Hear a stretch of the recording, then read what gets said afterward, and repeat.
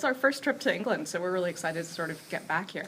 And we've had a really active fan base over here, and it's really nice to finally have a chance to meet some of them and be here and see them face to face. It's really exciting. I know. I can't wait to actually meet them all. It's going to be so cool. Yeah. It's just so great to be here. Yeah. It's great. It's a modern-day adaptation of Jane Austen's Pride and Prejudice in vlog form. So Elizabeth Bennet is now Lizzie Bennet, who's a grad student doing a vlog as a project to tell all about her life and the rich guy who just moved in down the street, who her mother is obsessed with one of her daughters marrying.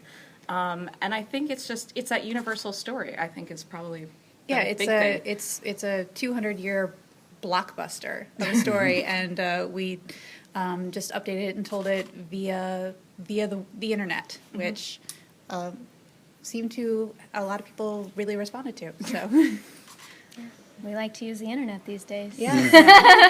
And the thing that was exciting about that was all of the characters had a very strong presence online and in the videos, and I think people really grew to become very close to them because they could interact with them via Twitter or Tumblr, which was pretty new and exciting for all of us. I think none of us had been involved in something like that, and it was a really cool experience. Oh yeah, to see your characters out, just outside of the show that you did, you see them also interact on Twitter. It was just amazing, and the fans just got super into it, more than we could have ever imagined. Yes. It became a little bit of a shock when we get mentioned on the nightly news, because it's the 200-year anniversary of Pride and Prejudice, and they're like, and now Mr. Darcy has a Twitter feed, and it's our show that they're mentioning. And you're kind of like, okay, this is a little bit bigger than we expected it to be. Yeah. The first convention we ever did was VidCon, That's right after we premiered, and we'd been on for, 3 months at that point? Yeah, about 3 months. So just starting out, we knew we had views, but it's sort of this abstract thing that people are watching your shows and tweeting to your characters. And all of a sudden, we get to 30 minutes before our panel is supposed to start, and they're turning people away at the door because the room was already full. And it's like, oh my goodness, all of these little numbers that you see at the bottom of the video, these are actual people, and they have all shown up to see the panel, and that was really just kind of truly incredible. Mind-blowing. The four of us girls would walk around, and we wouldn't get very far because people were stopping us for autographs and pictures, which is not something any of us had ever experienced before, so we were a little blown away by that. And now we know to not walk anywhere by ourselves at that sort of convention. For me, specifically, my character goes through some really intense stuff in her storyline and deals with a pretty awful relationship. And I had a lot of girls coming to me to tell me that watching that had given them the strength to kind of face their relationships head on, and also relationships with their sisters, because that is largely what the show is about. And to hear somebody say, and not just one somebody, but many somebodies to say, like, this show made me re-examine my own life and treat people better or not judge them so harshly.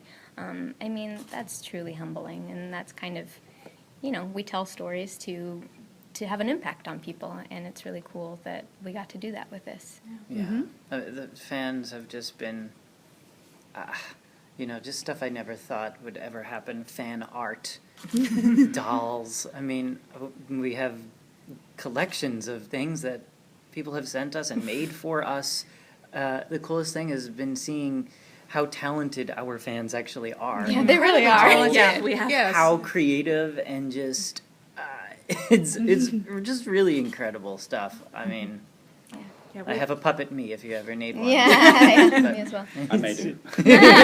Yeah, we have one fan who, at one point, they're sort of like calling us on like a story thing that might have been a little, and she wrote this parody internal memo at the fictional Pemberley Digital offices about, it's like, the boss's little sister has gone rogue. What are we going to do about this? And, and we thought it was hilarious, and it was really insightful, and we wound up hiring her. And she worked on Emma Approved after that. So, very cool. Yeah, it's been really cool. Well, we did it once. Our crowdfunding campaign was done after the fact. It was done so we could make a DVD, which we asked for $60,000. We ended up getting $460,000, which was absolutely insane to us. Yes. Utterly shocking. But that was so we could make a DVD, because we kept getting asked by fans who wanted something physical to hold, I guess, because they're free online, the videos. But I don't know as if we would do crowdfunding again, just because it feels like you do it if you have to do it. We're very, very lucky to be in a position now where we can fund stuff in another way. But I don't know. That's just my opinion.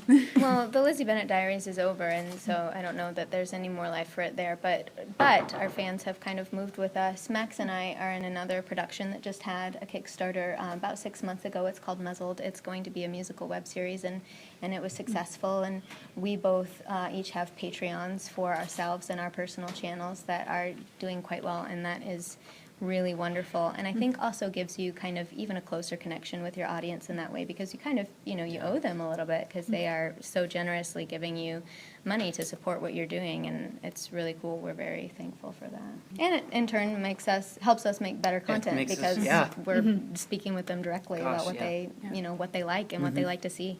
Yeah, and I think for a lot of fans, it's a way for them to sort of feel like they can give back. Like, you've done a thing that I enjoy that I'm not required to buy. So this lets them, feel like they can sort of have that investment back in what you've given to them. Yeah. So, and that's really nice when people feel that way. And it's lovely when they just watch the videos, honestly. Yeah. Well, I sort of feel that it's universal because it's about somebody growing up. It's about Lizzie Bennet or Elizabeth Bennet becoming an adult, essentially, becoming her own person and figuring out who she wants to be. And that translates incredibly well no matter what generation you're in. We all sort of have a little bit of ourselves, or can see a little bit of ourselves in her story. So it's just, Jane Austen tapped into something universal, and we are lucky just to be able to tap into that, I guess. Yeah. I think one of the fun things about turning it into a contemporary story is we think of Pride and Prejudice as the quintessential Regency romance, and it's easy to forget that when she was writing it, she wasn't writing a period piece. She was writing contemporary social commentary, and I think a lot of that was something that, because of the length and the space that we had in our adaptation, we were able to bring in and talk about stuff like that, like the Charlotte Mr. Collins relationship, which became he offered her a job, because if you look at it in the book, he was offering her a job. It was, will you be my domestic engineer? And she said yes, and it worked out. So it's fun to sort of make those sort of translations and talk about things like that. Thank you. Thank you.